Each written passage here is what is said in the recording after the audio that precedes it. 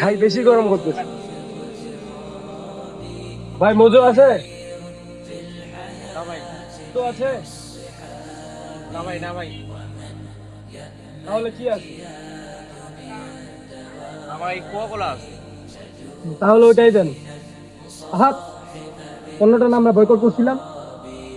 আরে এটা তো বাংলাদেশে বানায়, এদের সাথে ওদের সম্পর্ক কি? মনে কর তুই ঢাকায় চাকরি করতেছিস, তাহলে চাকরির টাকা কি তুই গ্রামে পাঠাবি না?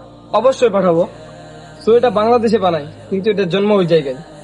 তাহলে এখন আমার ওদের সুইচটা ভাঙে দেওয়া।